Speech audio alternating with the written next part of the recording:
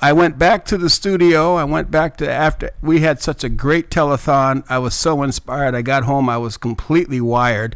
I could not sleep. So I said, you know what? I'm just going to redo this song. I took the notes that I was given, and I went back to my Writers Guild and back to the studio thing, and I redid the song.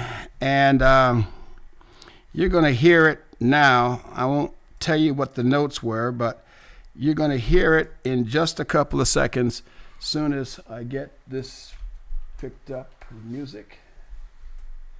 From the album, hang on a second. Let me finish all my introductions. Good night. I'm so excited about this.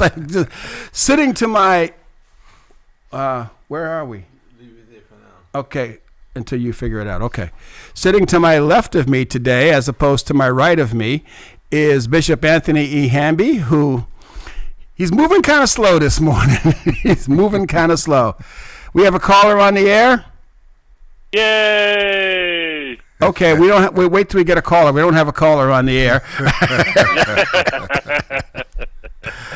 My brother from another mother, the only living twin I have. He's whiter than Casper's ghost. Brother Dan Vale. Yay! And shout out to Elizabeth. Did we get it right? Elizabeth? Uh-oh. Who's Elizabeth? Oh, yeah, that's what she's asking. That's what Miss Linda's asking. Miss Linda's asking who's Elizabeth. Well, Elizabeth is, shout out to my wife whose middle name is Elizabeth. So Yeah, nice save. Thank you. We'll see if I survive it. Good morning. And is she here? Is she? Good morning. She's there. Wait a minute. No, not you. You're done. I thought I heard a voice in the background, a voice crying in the wilderness. It's her. Ladies and gentlemen, boys and girls, children of all ages, Sound Travels is pleased to present to some and introduce to others the heart of Sound Travels nearer, my God, to thee, Chaplain Nera, ably supported and backed up on all sides by the wolf, otherwise known as the bearded one. Hey, we got stuff going on in the background there. Good morning there. You got stuff going on in the background? Good morning. Good morning to everyone. How you doing, Nera? Well, the weather is funky, so I'm a little congested. But other than that, doing pretty good. Okay, Gotcha. So I'm excited. I started to talk about this. I'm excited. We had such a great telethon. I got home. I could not sleep. So I went back to my Writers Guild. I've been given, when I ask you folks for notes, I actually mean I want notes because I'm good at what I do, but this is not what I do. So I was given some notes on this particular song. Mm-hmm. And so here is from the album, Songs in the Key of Christ. I own all the copyright, the publishing, and everything. It is legally all mine. Faith in the Lord.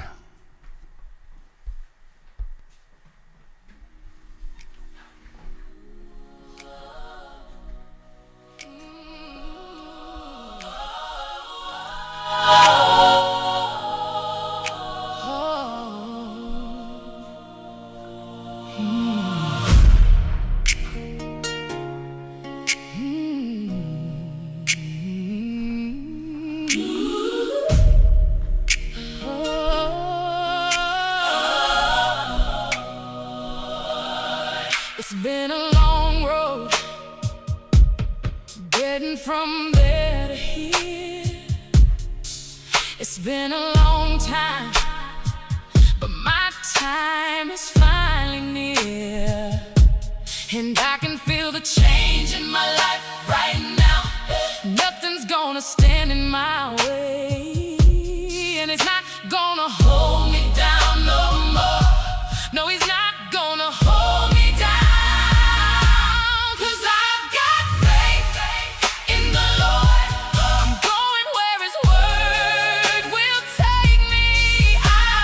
Faith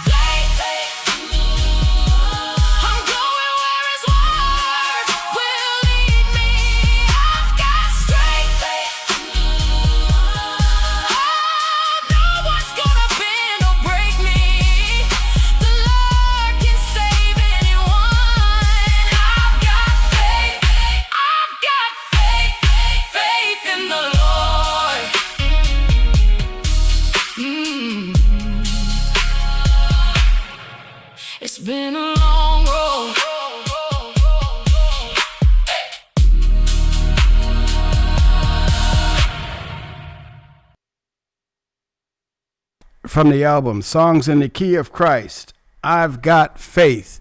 Pastor Dan Walker owns copyrights to all the things. It's all mine. Thank you, Jesus. Oh. I know we do reviews in the second half of the show, so we'll wait. But you're smiling, so that's a good sign. Yes, it is. You're smiling, but that, wow. Whew. And just to be clear, I did keep the country version, but I think this one is the one. This is anyway. Well, let's get back. We'll save the reviews. So good morning, everyone. Chaplain Nira. Yeah. It's been pointed out to me that we have been doing this now for about a year with all of you fine people. Maybe a little. What about the rest of us? Well, yeah. You and I go way back, so you're not part of the fine people. You're just my brother from another mother. Yeah. The one they took out too soon because they left me in too long. Oh my God. That's all I can say about that. Heaven help us. Oh.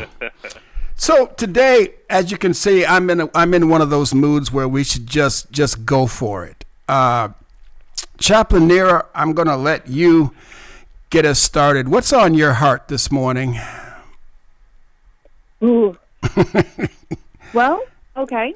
So I have actually been invited to preach on Mother's Day, and I'm very excited about that. I got to preach on Easter Sunday at my church as kind of a last-minute thing, that happened. Oh, we all been there. Yeah, our associate pastor's been in the hospital, so if you guys could just keep him in prayer. His name is Poe.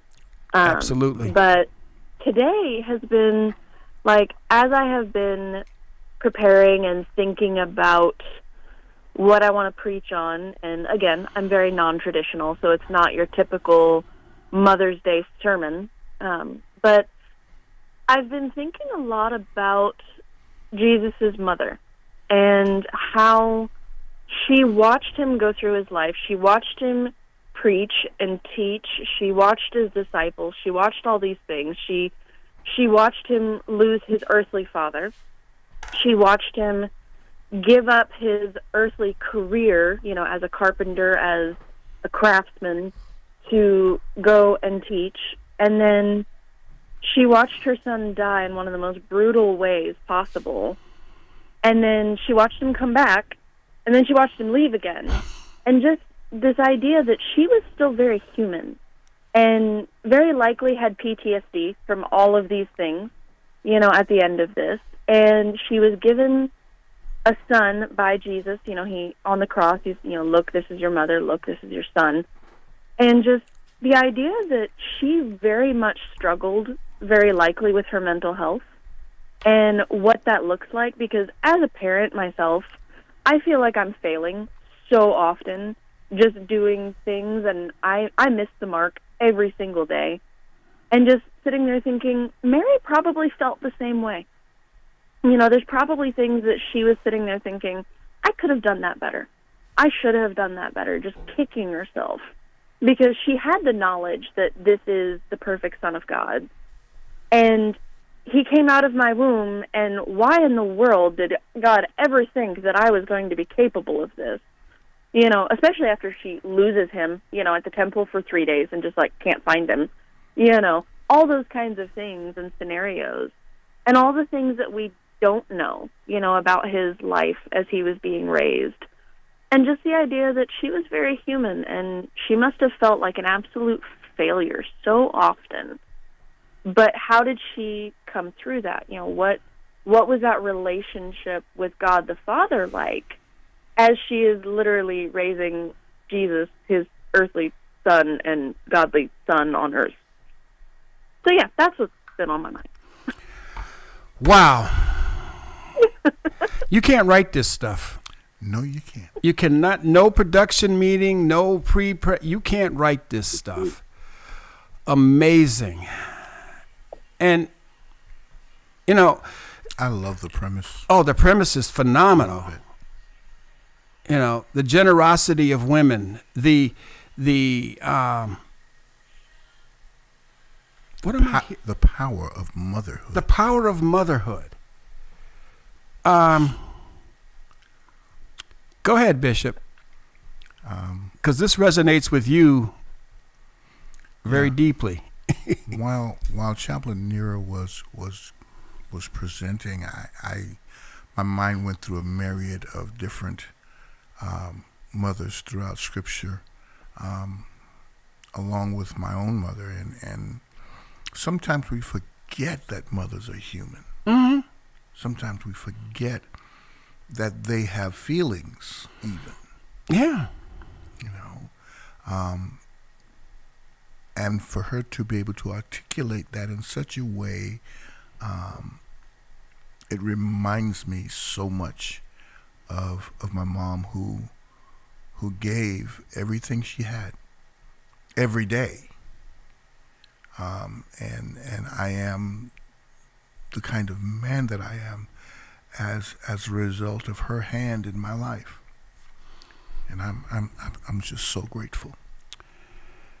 It's humbling. I'm trying to keep it straight now, because I spent 7 years with my father, who kept from me the fact I had a mother until he felt it was time to let me know. And when he told me I had a mother, it was the way things happen in my life. I'm driving him home from a concert, and there are two stories. She said that he told me the woman that he hugged and kissed was my mother. I didn't remember any of that. What I heard is, as I'm driving him home from the concert, he says, "What did you think about Miss Ann?" And I said, "Well, she's a nice lady." "Well, that's your mother." And I looked at him and I said, "You picked a fine time to tell me, you seal." Because even then, and I called her and I said, "Miss Ann?" She said, "Yes." I said, I heard something." "What did you hear?" "I heard you're my mother." And she said, "He told you." And I said, "Yes." So it was easy and earth-shaking, because 7 years before that, I'd learned that I had a father, and that my mother was not my mother. She was a foster mother. And I learned it just like Friday night. Who am I? And I said, "You're my mother." She said, "No, I'm your foster mother. You'll meet your real father tomorrow." That's how I learned that my entire life was essentially a lie. And it would be easy to be bitter. But this is a woman, my mother, for 7 years fought to keep me. And the reason she said that she wouldn't sign me over is she was convinced they were going to change my name. I chose Daniel. It's my middle name. My first name is William. And I was William up until I was 7 years old, when they said, "What do we call you?" Because my father was Willie. So I said, "Well, Dan or Daniel. Call me Dan or Daniel, never Danny." And from that point on, I've been Daniel. So when I meet her, she said, "I notice you call yourself Dan or Daniel, never Danny. Do you want to know why?" And I said, "Yes, of course I want to know why. I want to know why."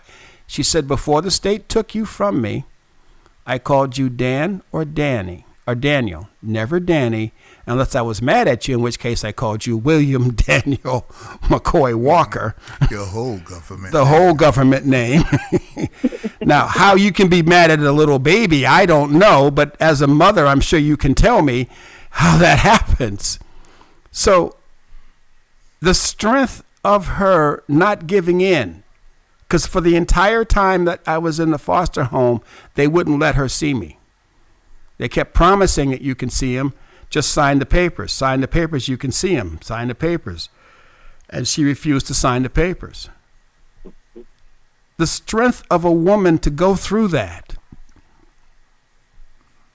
at 16. So from 16 to 23, daily or monthly or whenever the visits were coming up, what is that? Yeah, that's 7 years of 12 visits a month, one visit a month, and she could never do it because she said no, and they never let her see me. So I don't know how, as a mother, you're built like that. As a father, I'll be honest. Go ahead. The answer is very quite simple. We don't give ourselves a choice. We don't give ourselves a choice to not be. Because at the end of the day, if we give up, we lose. I mean, I myself have fought custody over all three of my children at this point, and over Wolf's children. And even though his aren't biologically mine, they're my kids. You know, any child that comes into my home is my child, and I will treat you as such. Yeah, and that's a mother. And That's I will mom. never That's stop mom. fighting. Yeah, that's mom. Period. And I don't give myself an option, because if I give up, God only knows what would happen to those kids.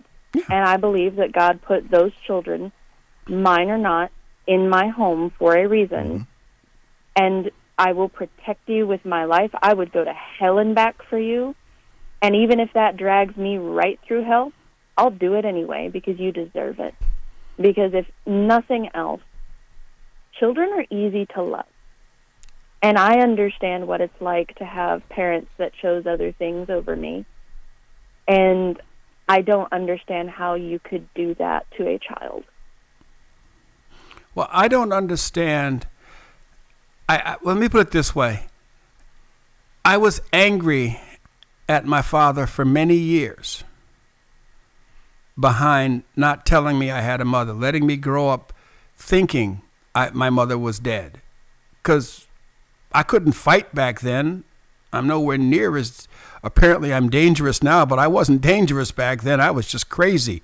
That makes you dangerous. Yeah, okay, I was just, no, I had, you talk about my mother's dead, the tears and the fists would start flying. That's just what it was. None of that was necessary. But was it really? And then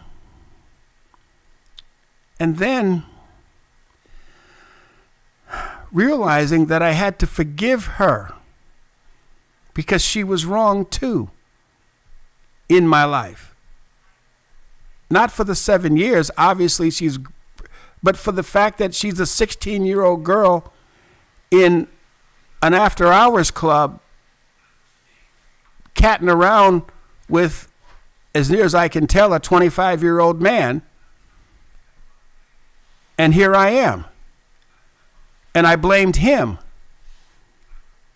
But when I came to the knowledge of myself, I had to realize that, no, she said to me, I was wrong. No, you weren't. You're my mother. You're not wrong. He was wrong. I should not have been there. How do you handle that? What do you do with that? Here's what I know to be true. I was raised by two extraordinary people. I have 3 children of my own, and as much as I've loved them, provided for them, protected them, nurtured them throughout their lives, none of those children, 2 boys and 1 girl, girl's the baby, none of them when they were born came with any type of instruction manual. True that. Okay. You didn't get the book? No, It no. was, you couldn't go on YouTube? Or Wasn't there. You know, Chilton don't have that one. there's some baby books out there, but none of them were exclusive to any one of my children. And even my own experience watching my own parents growing up, their experiences were different from mine. Both my parents were a part of what you would call the silent generation. I'm a baby boomer. Okay. My children are, I think, Gen X or Gen Z or one of those. Okay. they were letter kids. Yeah, they were letter kids. And they respond to things differently than I did. They view the world differently than I do. And as a result of that, there have been some moments where we just did not see eye to eye with one another. I recognize that as they became adults, I had to accept the fact that they had their own brain, their own thoughts, their own approaches to life, and from time to time, it crossed swords with what I had taught them, or what I believed that I taught them. And we've had some heated discussions. We've had some times of estrangement even. Yes, the pastor's kids and the pastor had a time of estrangement where we didn't even talk to each other. There were times where I didn't even recognize who they were in my mind. It was like, okay, this is not the same child that I raised up. And it wasn't until I accepted the fact that, okay, they're not me. And I'm sure there were times in my life that I disappointed my parents as well. But thank God that they remained loving and understanding. Chaplain Nera,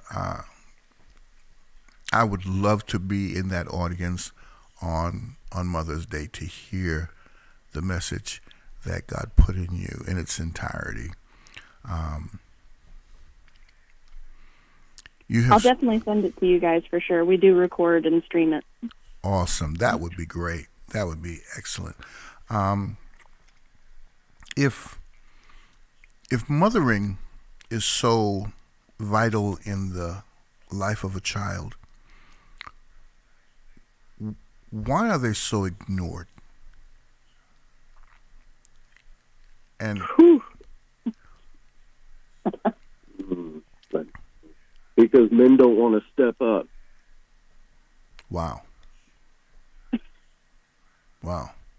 Tell me about that. All right. So in the last year, I have learned that 90% of males of my generation have absolutely missed the mark on what it means to be a man, what it means to be a godly husband and respect, protect, and provide for their wife and their family. And they have absolutely missed the mark that they are not entitled to a foot rub and 2 hours of video games every night. And I'm tired of pretending it's not disgusting. I would venture to say it's beyond disgusting. Fathers have a vital role to play in the family, and when we shirk that responsibility, when we don't fulfill our role as provider, protector, priest, then mothers tend to have to take up the slack.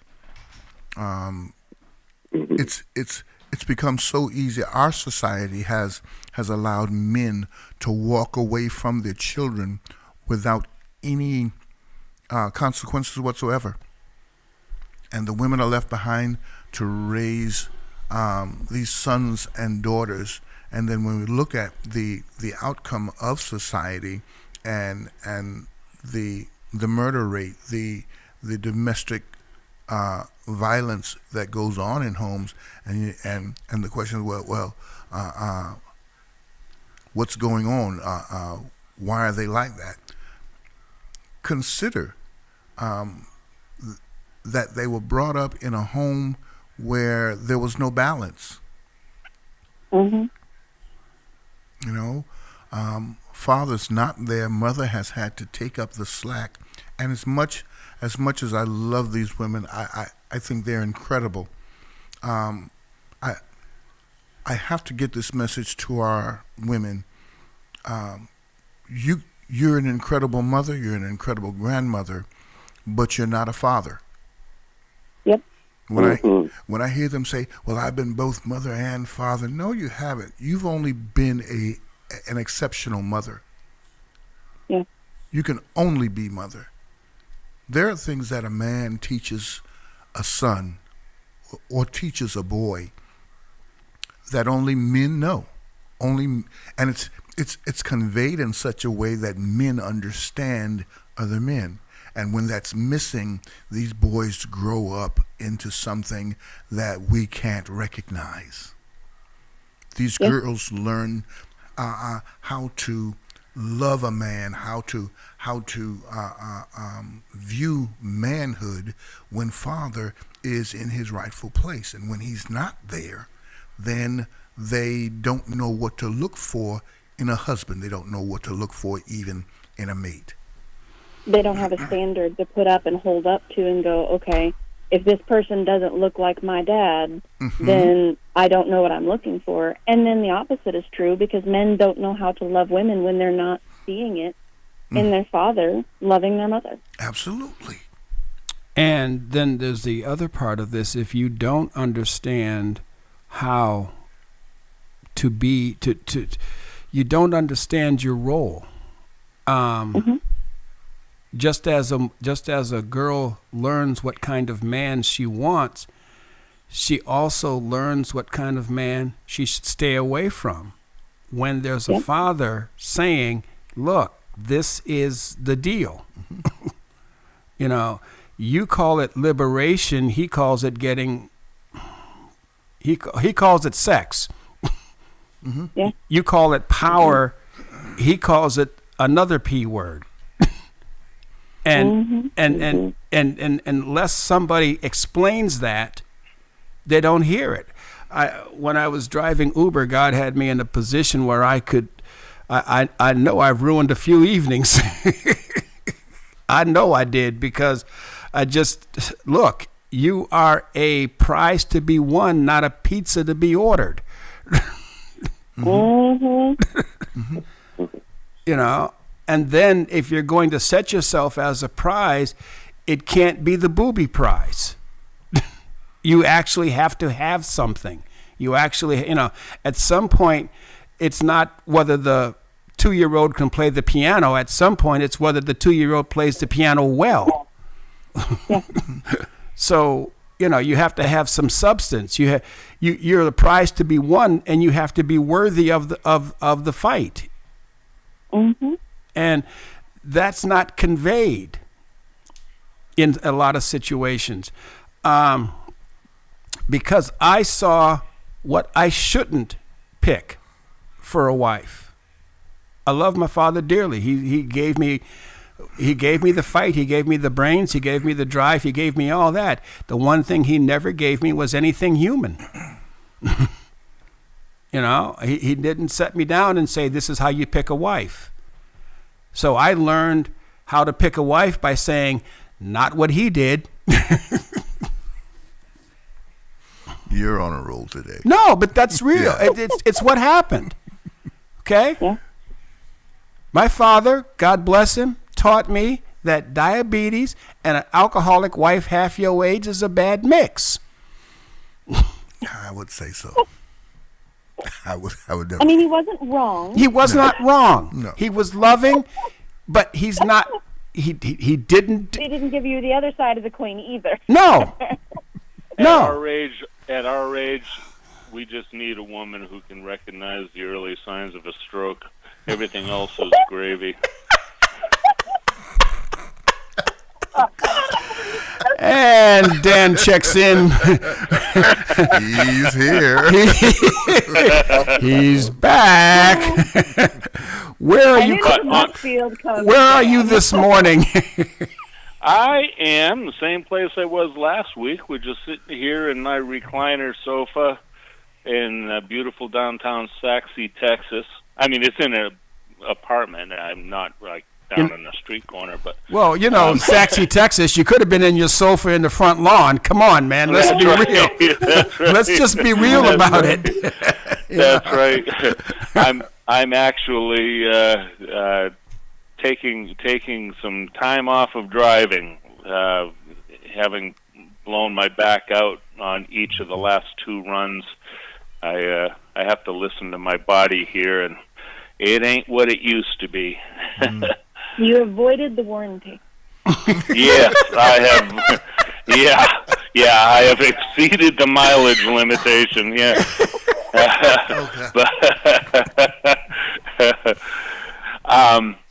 We got an echo here.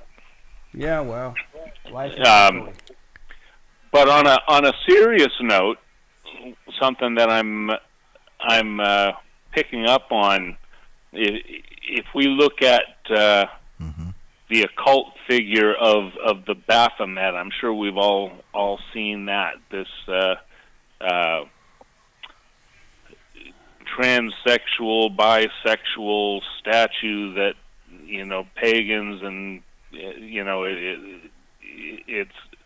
it's all satanic, you know, it's a representation of Satan.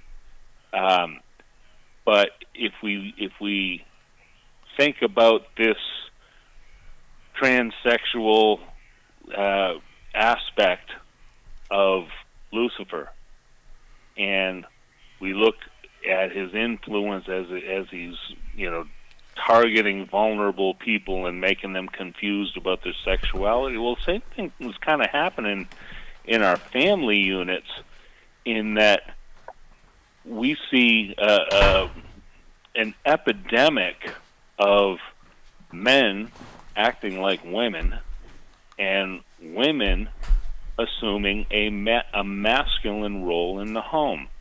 It's disaster. Mm-hmm. Women are supposed to be women, and men are supposed to be men.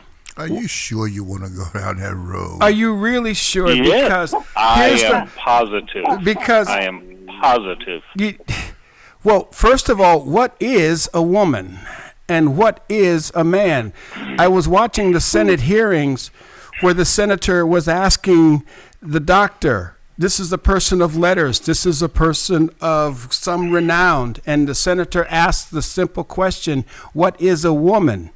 And never got an answer from what I assume was a female doctor. Yeah. I don't understand how you cannot say what a woman is. I don't get that. I can. I have no problem. I can spot them. A block away. You know, just leave it right there. Yeah. But, you know, Okay, I have no problem identifying the difference. All right, so let me ask you this question. What is Bruce Jenner, Caitlyn Jenner, what? He's a man. Psychologically unstable. There you go. Yeah. And what I tend to call gender confused. Yeah. well, and Spiritually deceived. you guys are just going to drag me into this because you know Yes. that I spent some time in conversation with a transgender Individual, deliberately trying to get to the bottom of what it is. So suffice to say that this person is professing Christ, born a biological male, transitioned into what she is calling a woman, and it was an eye-opening experience, to say the least, because what I discovered was they want you to buy into their language, their thought process, their everything, and they do not want me to have my opinion based on my understanding. In other words, I have to bend my understanding of reality to fit their understanding of their reality. And anybody that changes that or challenges that becomes the enemy. And what I was looking for was the love of Christ. Because if you have the love of Christ, I can pretty much tolerate and put up with anything. Because I'm not perfect either. So if you have the love of Christ in you, you can pretty much tolerate and put up with anything when it comes to me. But when I don't see the love of Christ, what I see is the promulgation of a deception.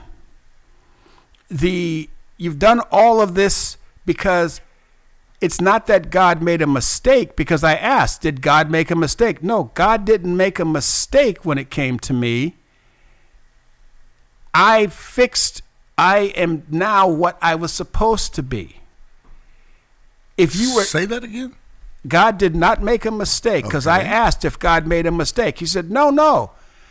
I fixed it. I am now, as a person who's done all the surgeries. Okay, if God didn't make a mistake, why you got to fix it? Well, you see, that's where you get into trouble, because you have a logical mind. And logics dictate that at some point, somebody's wrong. And that's why I say they're gender confused. Yeah. At some point, you're not going to get away with... And let's be clear, okay? I am weary. I am tired of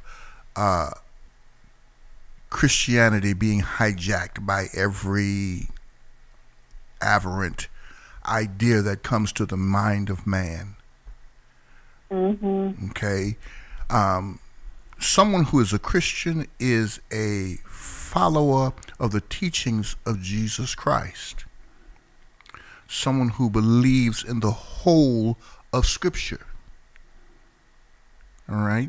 And there are certain sins that are described specifically in Scripture, and they are rejected of God. You cannot be a child of God and an active sinner at the same time.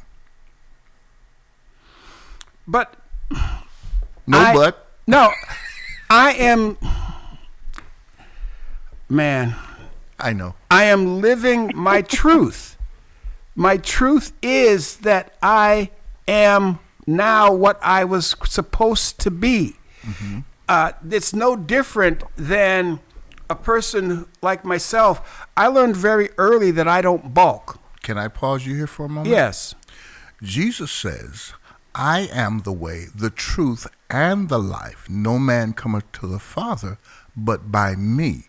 Now, you can live your truth, but your truth ultimately turns out, unless it lines up with what Jesus Christ dictates, then your truth is actually a lie. Well, see, And here's part of the problem, though. But the world looks at Christians, and they look at they look at us and go, "Well, you're not living the truth anyway, because how do we have 100 bazillion different denominations that claim that they have the truth, and they disagree with one another?" Well, they disagree with one another on things that don't matter. I'm a Ford man. Everybody who knows me knows I'm a Ford man. If I'm trying to smoke you out online, I'll ask you, what was the last Chevy you saw me drive? Okay? Never ever. Exactly. And I've owned some, but you've never seen them. Okay, so if you tell me it was a so and so, I know that you don't know me, because anybody that knows me knows. No, it'd be easier if I said what kind of van did I have. Then yeah, you come up just say white, because almost all my vans have been white. So yeah, except for the cancer van, which was red. No, the cancer van was white. The cancer van was white. Yes, it was.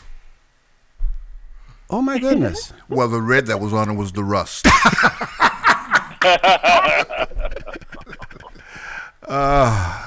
Held together by duct tape and spike. That was another. That's a story for another time. But the cancer van is legendary. Yes, it is. We drove that thing to South Carolina and back, and didn't have one problem out of it the entire trip. And loaded with equipment. And I don't know if I had duct tape. I had something holding the rear doors closed, because they wouldn't stay closed because the frame and the body was. Oh my God! Yeah. Beautiful days. Yeah, amazing that you don't ever trust. Always trust God's mercy and grace in these situations, because I showed up with it, and you just smiled, and then went behind my back to a mechanic. Yeah. Didn't tell me. Went behind my back to a mechanic. What'd the mechanic tell you, sir? I don't remember. He said, it's got I'll say darn, it got a darn good motor. That's what he said. And that's about it, probably. Yeah. Radio works great.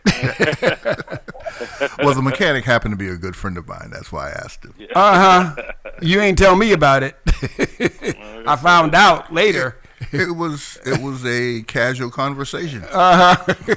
He said it got a darn good motor. He didn't say darn. He said that other word. And it did. Mm-hmm. New motor and a new trans. That's what I was about to say. Yeah.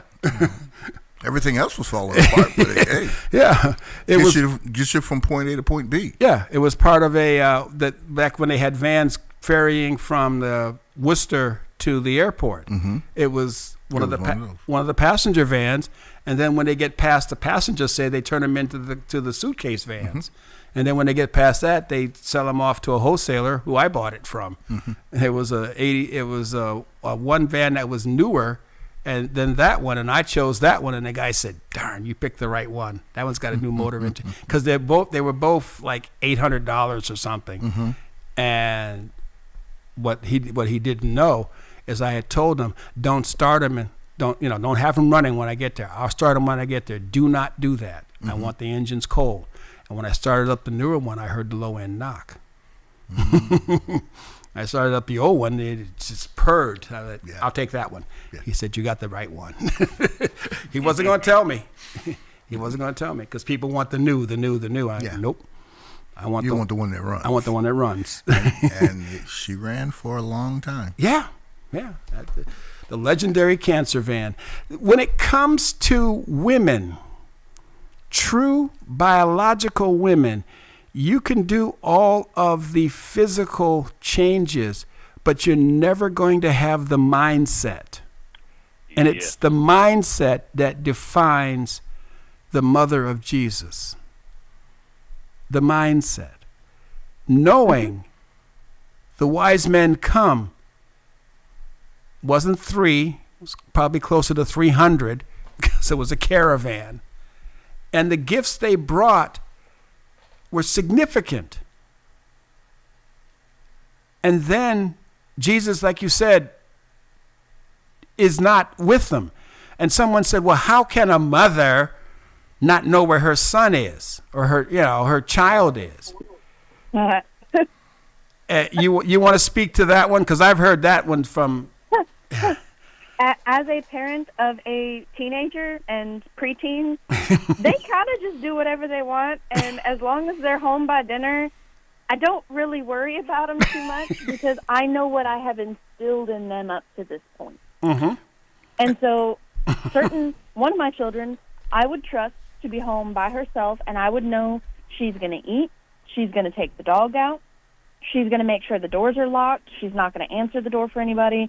Like, I trust her, and I know her to be safe, and I know what responsibility she can handle.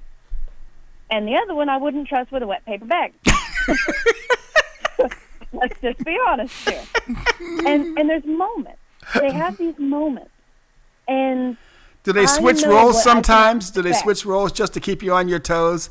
Yes, and it's annoying as all get out. And there's a reason I am getting gray hair in my 30s, okay? But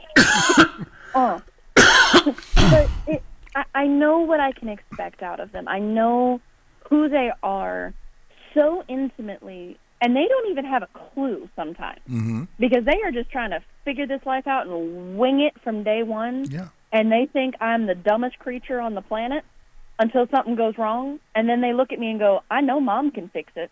and that's And what you I do. look for. And you do And I fix do. it. Yeah. Because they have seen me, and one of the things that I think we have robbed our children of, as both men and women, we have robbed them of seeing us struggle. Mm-hmm. Because we try to hide it so often, or we do it when the kids go to bed, or we have these adult conversations out of earshot. Because, they're just kids. We want them to be kids. We want them to just let them have their childhood. And there's nothing wrong with that to a point. But we have robbed them of letting them see us struggle and how we handle finances, how we handle things that go on in our lives. My daughter, she's 11. She looked at me one day and said, "Well, Mom, why can't we go and do XYZ? Something that her friends were doing with their family and all this. Why don't we go on vacation? Why don't we do this?" And I just looked at her and I very honestly said, "We're broke." And she was like, "Well, what does that mean?" Because everyone has a different definition, Yeah. And I just looked at her and I said, "Sweetheart, for example, I have a little tiny box in my room that says, 'Our plunger fund.' And it's very poignant to me because when we first moved into the home we have now, our toilet clogged. And it was on a Saturday night around 11:30 at night. And around here, Walmart closes at 11. Mm. And I was like, our toilet is clogged and we don't have a plunger.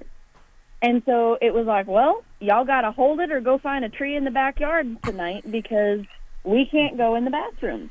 Mm-hmm. And so at 6 a.m. on Sunday morning, we went to Walmart to go buy a plunger to fix the situation. But we had just moved in. We spent all of our money. We were literally digging through a borrowed couch that somebody had given us to look for change to pay for a $3.97 plunger. We were that broke. Yeah. Mm-hmm. And I was okay with that. And so that little box in my room holds change, and that's our coin jar. Mm-hmm. And to me, it reminds me, we've been that broke, but God still provided. Because we found $3.98 in the piggy banks in the house and the couch and the pockets and the laundry and the, And wherever we could. found just Yeah. enough. And that was what God does. Sometimes he gives you just enough to remind you need to rely on him. And I told her, I was like, "Look, honey, we're broke. We don't have the money to do that." And I was like, "Come here, you're good at math." And she's like, "Okay." I said, "I'm going to round this up to whole numbers to make it a little easier." And she's like, "Okay." I said, "Now sit down with a pen and paper." And she's like, "All right." I said, "Okay, the rent is this much." She wrote it down. I We said, got 1 the water minute. bill is this much. And I went through all the bills, and she's like, "Well, Mom, the bills are more than what you make." And I said, "You're right."